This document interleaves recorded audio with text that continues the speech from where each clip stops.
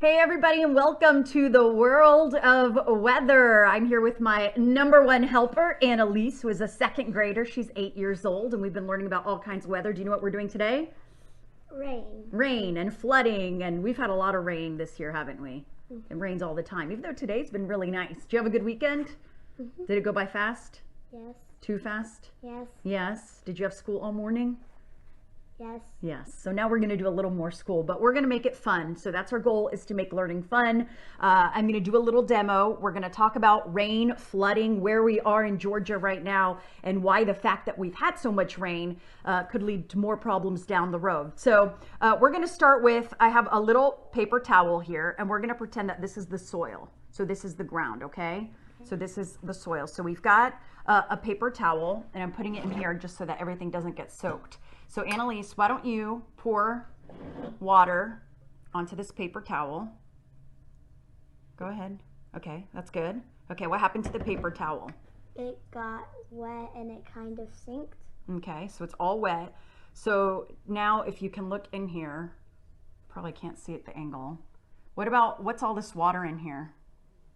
It's still left over water. It's left over. So now let's pretend that was rain. So now pour water in here. More? Now that the paper towel's wet. Yep, go ahead, pour water. What's happening? It keeps it's getting Okay, that's good. more water. So what's happening? The The paper paper towel towel's can't hold not- any more water, can it?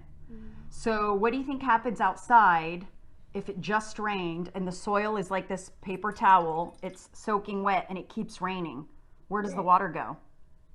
In the city and in the down the drains. Yep, down the drains. That's exactly right. So rain is very similar, and you can do this at home. After a while, the soil can't absorb any more water. That's why this pan is basically full of water, because the soil can't absorb any more water. And that's why when we talk about flooding, that's what flooding is. Too much rain and the soil can't absorb it quick enough, it turns into runoff and it goes in creeks and streams, and that can be a problem as well. So we're going to pretend that this cup here is a river, okay? So once the rain gets above the cup, that's flood stage. We call it flooding, flood stage, when the river is right at the top of its banks. So if you were to pour all this water in this cup, what would happen? It would flood. It would flood, it would overflow. And that's the same case with rivers. They get to their banks when it gets to the top of the cup, or the top they crest, or the top of the river. And if it just keeps raining, all that water has nowhere to go, right? So we get river flooding as well. So that's a little bit about flooding and rivers. And just to let everyone know, when you think about severe weather, people think of hurricanes and tornadoes, but flooding is actually a natural disaster, one of the most popular natural disasters, and 90% of all U.S. natural disasters declared by the president involve some sort of flooding, and it can happen in all 50 states. Really can happen anywhere in the world. A lot of people think that it can't flood in the desert. That's not true. Flooding can happen anywhere. Here in Georgia, we've already had some flooding this year because we've had so much rain. So this is something at CBS 46 that we're watching very closely, because the rivers, the creeks, the streams, they're already very close to, if not above their banks. So additional rainfall could cause some flooding. So we're going to show some graphics here. And then we're going to continue our lesson. So as my computer shuts off, come back. Okay, so we're gonna flip this around. So here we go. So Annalise, can you see? Can everybody see? I can't. Okay, let me turn this monitor. I can see on the... You can see it there? Okay. Yeah. So here we go, world of weather. So rain in Atlanta. Is this backwards to everyone at home? I think this is backwards. We're gonna have to do it the other way. Okay, we're gonna have to do it.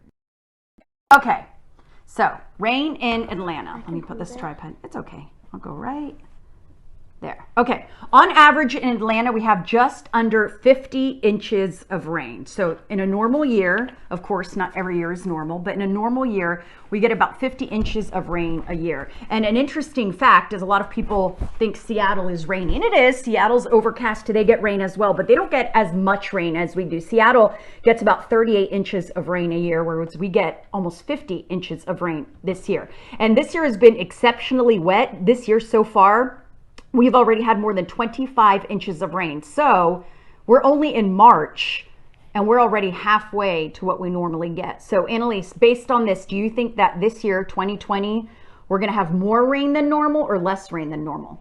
More. Yeah, more rain than normal because it's been a very wet year. This is through March 25th, but as of March 25th, with that 25 inches of rain, we're in 4th place for the wettest years on record. It's been very, very wet. We've had a lot of rain. We talked about flooding a lot earlier this year, and certainly if this continues, we're going to be in some trouble here as we head through the rest of the season and the rest of the year, especially since this is when we get most of our rain, is late winter, early spring, and July. That's the wettest months of the year for us here in Atlanta. So we're knee deep in it, and certainly this will continue through July.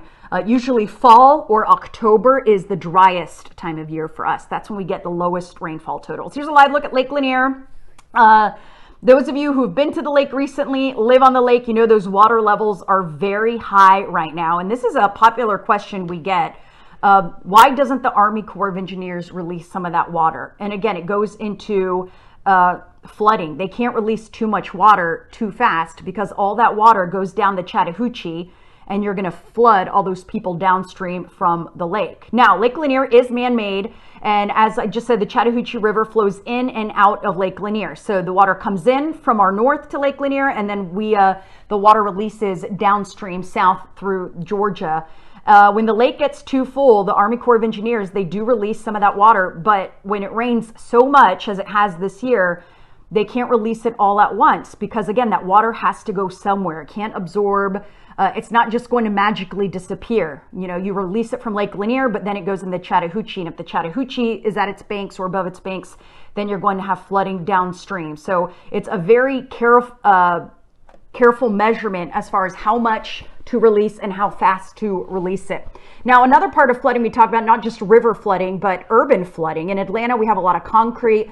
So flooding is a big danger. We always say turn around, don't drown, because people think the water has to be to their waist in order to cause a vehicle to be carried away, but that's not true. 2 feet of water can float and carry away a vehicle. So think about it. 2 feet of water, that's about to your knees. If the water is to your knees, then it can carry a car away. Is that surprising to you? Yes. You would think it needs more water, right? But yeah, just 2 feet of water. So if you are in a car, we always say turn around, don't drown, because only 2 feet of water to carry a vehicle. So it's time for today's trivia question, and this one I answered, Annalise. Hopefully you were listening. Which city receives more rain per year, Seattle or Atlanta? Atlanta. Atlanta, ding, ding, ding, ding. Yes, Atlanta gets more rain per year. Again, Atlanta, we get almost 50 inches of rain a year, whereas Seattle gets about 30 of rain per year. So that's a little bit about flooding and rain and why it's so important to monitor the river levels, because once the rivers are at or above their banks, you get more rain, you get flooding, and all that rain goes somewhere. You have to remember that. All that rain goes somewhere. A lot of it does evaporate. It goes into the soil, but also when we get too much rain and the soil can't keep up, that's when you get flooding. And we've talked about watches and warnings pertaining to tornadoes and severe thunderstorms, but there's also flood watches and flood warnings, and it's the same rules. Warning means flooding is happening or about to happen. A flood watch or a flash flood watch means that it could happen. So when you see these flood watches issued, it means we're forecasting rain for the next several days and flooding could happen. And then when you see a flood warning, and usually it's specific to a river or an area, for example, Big Creek in Alpharetta always floods, or it floods more often than most. It's built that way. The Greenway's built that way for a reason, because we know that area floods. But when we have a flood warning, it means flooding is happening or flooding is expected to happen. Do you have any questions? No. No? Do you understand flooding? Yes. Yes. So what kind of questions do we have on Facebook? Please let me know if you have any questions. We can talk about flooding.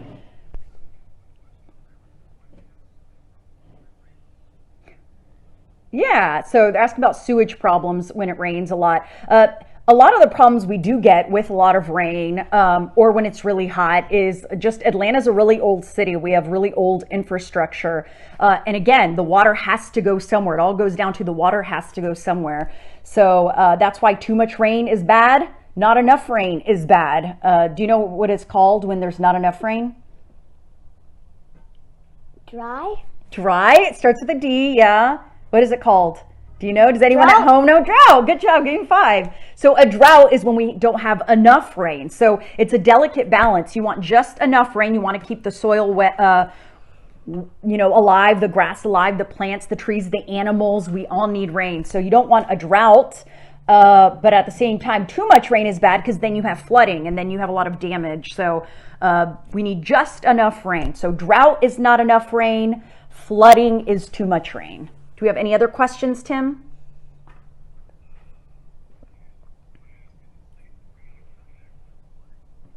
Is it safe to bring a kayak out when it's flooding? What do you think? A little bit so people could go on it instead of their house getting flooded. Yeah, no, but we're going to say no. Do you know why? Because when there's a lot of rain in these rivers, they I'm at a loss for words. The current, yeah, the current's a lot stronger. So we usually advise not to go on the rivers at all when they're really close to their banks or that we've had a lot of rain, because all that runoff makes that current really strong.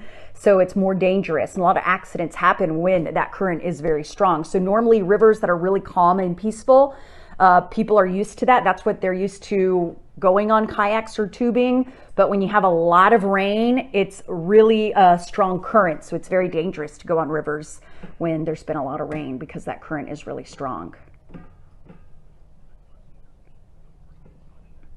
What was the worst flood in Atlanta? Well, actually, I just had up the history of Atlantic or floods in Atlanta. Do you remember the one in 2009? I was here for that in Atlanta. That's when Austell, well, you don't remember because you weren't born yet, right? But in 2009 in North Georgia, especially in Austell, we had really, really bad flooding. And it's crazy to think that was in 2009. That's the most recent historic flood we've had. But when you go through history, obviously there's been a lot of flooding through the years. Some of the worst ones, I'm getting back to this page here, were, so 2009 was the epic flooding in North Georgia. That's the most recent. But in 1994, Tropical Storm Alberto brought us a lot of rain and flooding as well. And that's how we get a lot of these flood events here in North Georgia. A lot of it comes from tropical systems. They produce a lot of rain. So although we're not on the coast, we don't get impacted with the winds of a tropical system. Flooding is really a big problem for us as these tropical systems stall and kind of sit over us, bringing us a lot of rainfall and the potential of flooding. But through the years, the last two recent ones were 2009. Before that, it was 1994. Before that, it was 1938. There was a big historic flood in April. It was the Whitestone flood on April 7th, 1938. So luckily we haven't had any major flooding recently, but those of you who live in Cobb County, who live in Austell, who live in Cherokee County, who live in Paulding County, we had massive amounts of rainfall there. And the flooding happened very quickly. Those of you who were in it, everything seemed fine. It was just raining, and then all of a sudden, once it starts, it's almost hard to control. And it did happen very fast. I remember actually being at work that day and people started calling in because people couldn't come to work. People couldn't leave their homes. They were trapped in their homes because there was so much water. The roads were closed and they couldn't get out of their neighborhoods. Could you get out of work? Yeah, I was actually at work as it was happening. But could you get out of work and come home? Yes, so we didn't have flooding at our house where I lived. So I was okay to go home, but there were a lot of streets closed and roads closed and a lot of people were trapped where they couldn't get out of their house. It was really bad. Yep. Oh, that's a really great question because we talk about this all the time. One of the questions was, why do trees tend to fall when we get a lot of rain? So when we have a lot of rain, the rain goes into the soil, right? The soil, the tree is in the soil, and the rain weakens the root structures of the trees. So normally, the roots, they go all through the ground, they're really strong, but when you have a lot of rain, it kind of weakens the root structure a little bit and it just makes them more susceptible. With that said, a perfectly healthy, normal tree, rain is not going to cause it to come down. Usually it's weaker trees or rotten trees or trees that have issues, those are the ones that come down. So that's why it's always so important to get your trees checked and make sure they're healthy, because a lot of times they look healthy, but on the inside they're rotten, and those trees are very susceptible to falling over. And that's when you get power outages and trees down, because the tree is not healthy. But a perfectly normal, healthy tree should not come down when you have lots of rain, but it just makes the problem worse for those that are really weak. That probably should be taken down because they're sick and they're weak. Do we have any more questions?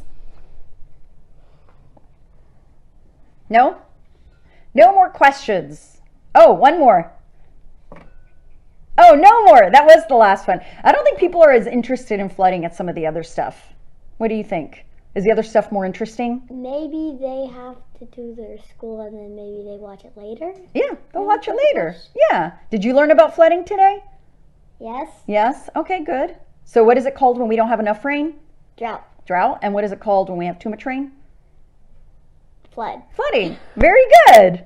And do you understand why rivers and creeks and streams, why they would overflow? What happens when we have a lot of rain?